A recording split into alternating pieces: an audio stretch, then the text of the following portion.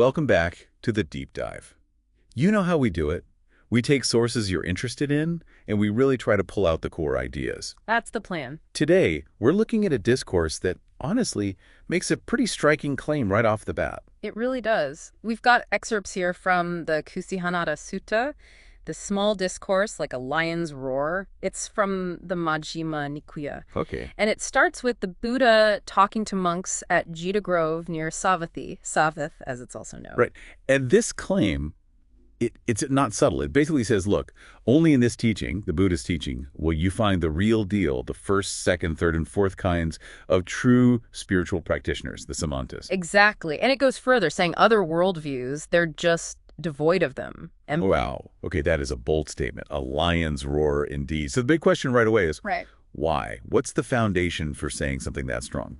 Well, the discourse actually anticipates that reaction. It mentions, followers of other paths might reasonably ask, hey, what gives you the confidence? What's your support for making a claim like that? Yeah, you just picture someone saying, hang on, we've got dedicated people striving on our path too. What makes yours the only one with these results? So how does the text answer that? What are the pillars supporting this? It lays out four main grounds. First, a really profound faith in the teacher, in the Buddha himself, Okay. described as someone who truly knows and sees reality, is totally free from defilements, a fully enlightened being. It's not just belief, it's deep trust based on his realization. That makes sense. You need trust in the guide, right, if you're going on a journey. What's number two? Second is a similar profound faith, but this time in the Dhamma, the teaching itself. Okay. A conviction that this specific path, the way it's laid out, is genuinely effective. It actually works to bring about liberation, like trusting the map or the medicine. Trust the guide, trust the map. Right. Got it. What are the other two? Third is the possibility, the real potential, for fully accomplishing the ethical conduct, the sila, within this system. Meaning it's a practical code you can actually live by fully. Exactly. Right. It suggests it's comprehensive and achievable.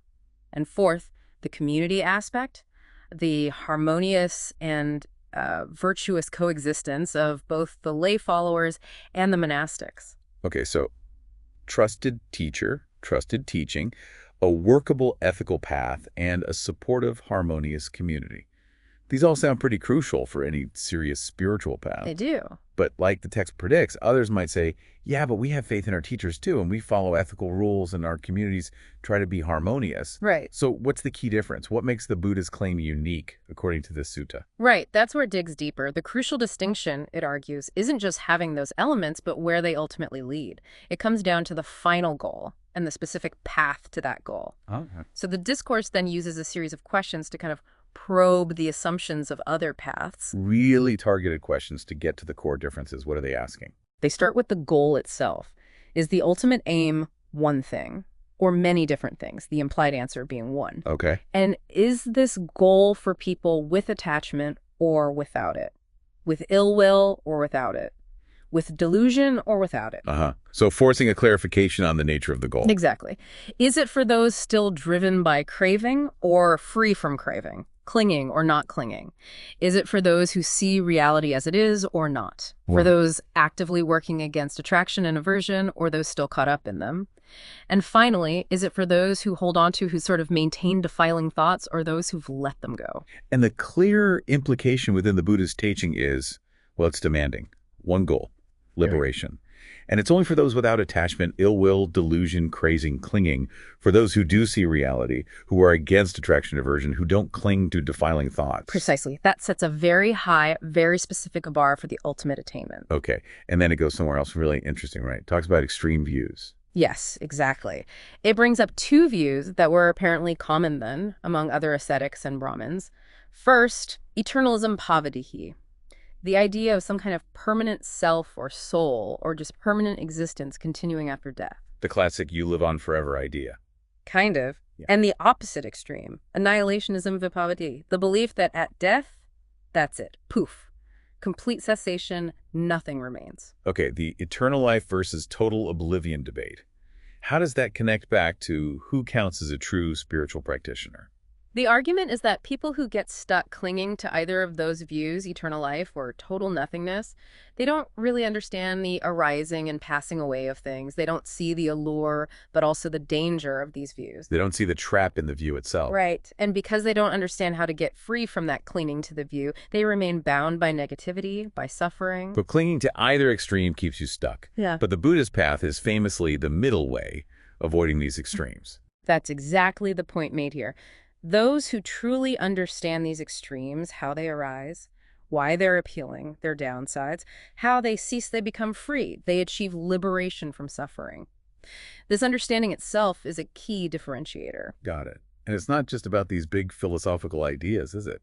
The discourse gets more specific about the ways we cling. Oh, absolutely. It introduces the 4 kinds of clinging upadana that are central to Buddha's analysis. Okay, what are they? First, clinging to sensual pleasures, kamupadana.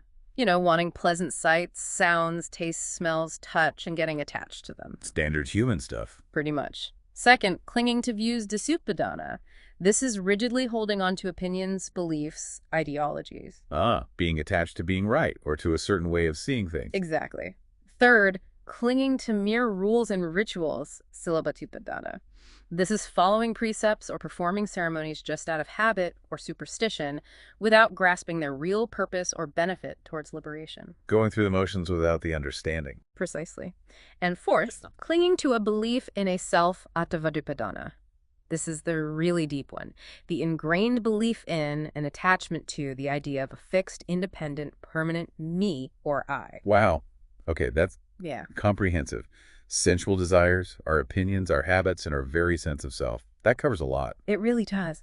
And here's the crucial link back to the original claim. The discourse suggests that other teachers, other paths, might address some of these clingings. Maybe they focus on ethics or sense restraint or certain views, But not all 4. but they lack a complete penetrating understanding of all 4 types and how they interrelate. And because their understanding is incomplete, the text argues, the faith their followers have, the ethics they practice, the harmony they achieve, it's not ultimately grounded in the full picture needed for complete liberation from suffering. So even if other paths are good in some ways, if they miss one of these core clingings, especially maybe the self part or the views part, they can't lead all the way. That's the argument presented. The Buddha, being fully enlightened, understands and teaches how to overcome all 4. And that's why faith in this teacher, following this Dhamma, practicing these ethics within this kind of community, is uniquely beneficial. Because it addresses the problem of suffering at its root, in its entirety. Okay, that makes the connection clear. It's about the completeness of the diagnosis and the cure. And the sutta doesn't stop there, does it? It traces these clingings back even further. It does. It lays out that famous chain of dependent origination, showing how these things arise codependently. It starts with cling upadana. Where does that come from? From craving, tancha. That thirst, that desire for things to be different, wanting the pleasant, pushing away the unpleasant. Right, craving. Okay. And craving arises from feeling, vedana, the raw experience of pleasant, unpleasant, or neutral sensations. Feeling. Okay. Feeling arises from contact, phassa, the simple meeting of our senses, like the eye in a form, the ear in a sound, the mind in a thought. Sense meeting object. Got it. Contact depends on the 6 sense bases. Sayatana are eyes, ears, nose, tongue, body, and the mind itself as a sense organ. Our sensory equipment. Yep. And the sense bases depend on what's called name and form, namarupa. Name basically refers to the mental aspects, feeling, perception, intention, contact, attention, and form, is the physical body, the material element. Mind and body, essential. In essence, yes. Name and form arise dependent on consciousness, vinyaya, the basic awareness of an object through the senses. Okay, consciousness. Consciousness arises from mental fabrications or volitional formations, salkhara. These are our ingrained mental habits, tendencies, conditionings from the past that shape our present and future experience. Like our mental momentum. Sort of, yeah. And finally, the root of all these fabrications, the very start of this whole chain leading to suffering, is ignorance, Avijja. Ignorance, a fundamental lack of understanding. A fundamental misunderstanding of the true nature of reality, not seeing things like impermanence, unsatisfactoriness, and not self clearly. Wow. So that whole chain shows how clinging isn't just some random problem. It's deeply woven into the fabric of our experience. And it all ultimately comes back to not seeing things straight, to ignorance. Exactly. It's not just about managing the symptoms like craving or clinging, it's about digging down to the absolute root cause. And the conclusion of the discourse naturally follows from It that. does. It explains that when that fundamental ignorance of Ijah is completely eradicated and true knowledge arises seeing reality clearly without distortion, then the whole chain unravels. No ignorance, no fabrications. No consciousness arising in that bound way, no name and form, no sense bases, no contact, no feeling, no craving. And therefore, no clinging. Exactly, no clinging. And without clinging, the discourse says there's no fear, no agitation. The individual attains final liberation, parinibbana. They realize the end of the cycle of birth and death, the completion of the spiritual path. So putting it all together, that initial really bold claim about only finding true spiritual practitioners here, it's justified, according to this text, by the sheer depth and completeness of the understanding it offers. An understanding that traces suffering back to ignorance and provides a path to cut it off at the root by overcoming all forms of clinging.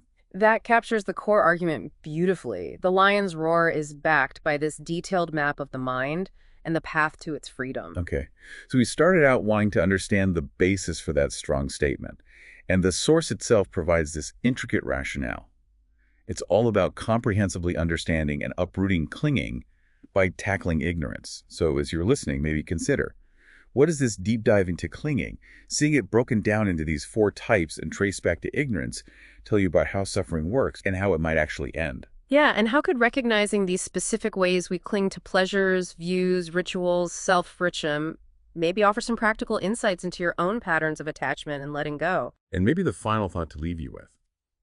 If ignorance truly is the deepest root, as this text argues so powerfully, what kinds of practices, what kinds of exploration might be most effective for you in cultivating that clear,